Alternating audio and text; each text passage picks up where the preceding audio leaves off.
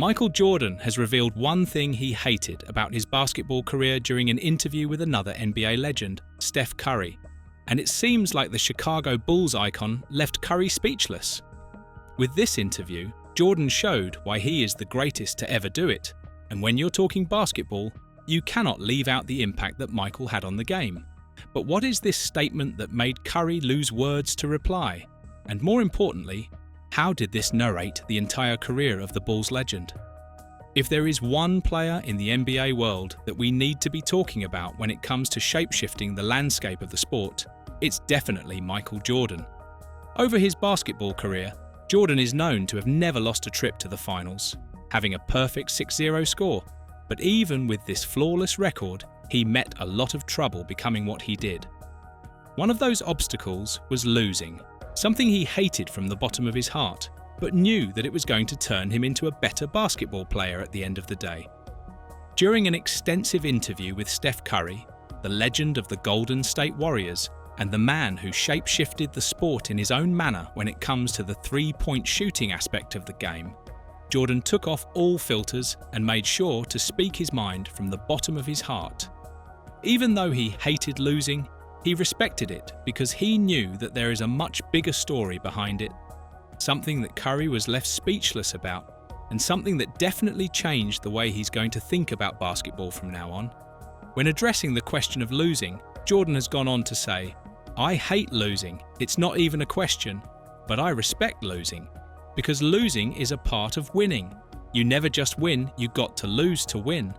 Does it mean as much to us as it does to them? And if that is the case, losing is going to hurt, to a point where you would look at, how can I do things differently? How can I change? How can I make this team better?" And that is the thing about a team. You know this too. It's that before you can look at someone else, you've got to look at yourself in the mirror, because that is how things get started. You've got to be willing to change. You've got to have a sense of pride about yourself.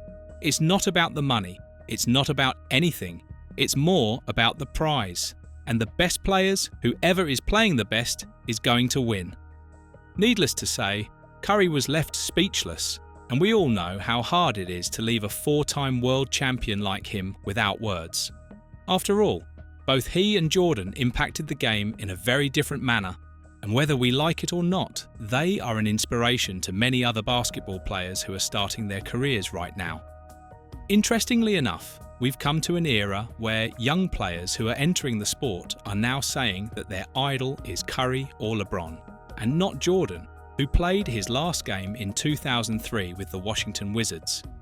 It's not something that we should be thinking into in deeper detail, because if we are going to think this through, there are players in the NBA that are dominating now and have been born after the retirement of Jordan. The rivalry back then was immaculate. One of the fiercest rivals of Jordan, Isaiah Thomas, who is a 2-time world champion, stated that the rules changed in order to benefit Jordan. And when opening about this and potentially poking at old wounds, Thomas went on to say, "I don't have a disdain. I got respect and I got honesty and truth. Don't mistake my honesty and truth for dislike or disdain. And don't classify or categorize it as hate or jealousy. It's honesty and truth." At that time, he was president of the Players Association. We were getting 53% of the gross but no basketball-related income. Michael Jordan was good for business. He was great for business. But at the end of the day, the situation is loud and clear. Jordan's impact is unmatched. You could make an argument as to who is better in terms of overall basketball influence, Jordan or LeBron James. But the reality is that if we are to talk about the general impact of the sport, Jordan can probably have competitors like Curry and Iverson, because we're talking about players who have changed the narrative of the game and have caused the entire league to adapt to what they are doing. Let's not forget the Jordan rule that the Pistons have implemented against Michael. Whatever you do, do not let him score, even if it's a hard foul on the ground that could have resulted in a difficult injury. And that is precisely why Jordan's mentality remains unbeaten. The flu Game 6 against the Jazz will always serve as a reminder that no matter what you're going through, you have to push through those boundaries and make sure to give everything from yourself. On the other hand, when you know what's at stake, then you ought to be a lot more careful when it comes to the play style that you're implementing on the court, because with all of the flashy point guards now, we can see how easily you can turn from a $300 million player to a bust thanks to an unfortunate injury. This might be a very wise choice of words from Jordan, who is also still active in the world of NBA by owning the Charlotte Hornets. Despite this not having any success at all, his career, however, speaks otherwise. He's been selected for the All-Star team an astonishing 14 times throughout his career and was awarded the MVP award in the NBA Finals all 6 times that his team managed to win it.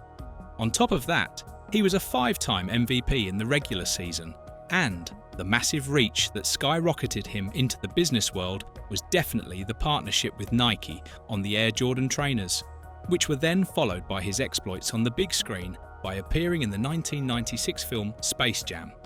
But just because Jordan has set the standard so high, it doesn't mean that he won't respect the upcoming talent in the league or the ones that are already trying to push the boundaries to the absolute maximum.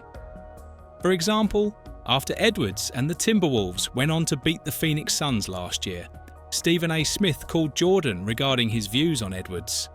Talking about this, Stephen A. Smith said, "I called the GOAT. That's what I did. I called Michael Jordan. We said, 'Yo, you seeing this?'" The response from Jordan was nothing less than golden. "That brother is special. No question about it." Edwards became only the 6th player in NBA history to score 1,000 playoff points before reaching 24. The other 5, Kobe Bryant, Tony Parker, LeBron James, Kevin Durant, and Jason Tatum. Of course, it helps when you are drafted in a competitive environment, and it took Jordan a couple of years before he could have transformed the Chicago Bulls into a championship-winning team. There were a lot of round 1 exits, a lot of painful losses in the conference matchups against the Pistons, but at the end of the day, when it mattered the most, Jordan went 6-0 in the finals, and even after the short baseball hiatus, he's gone on to win 3 more championships from 1996 to 1998. With all this in mind, do you think that Jordan's statement regarding losing is something that will change the mindset of the current superstars and will keep them motivated to learn from their mistakes? And more importantly, do you think that the ones who are currently down bad, such as Jason Tatum with the Achilles rupture, should take notes from Jordan? Let us know in the comments below, and once you do that, make sure to click on the video that appears on your screen right now.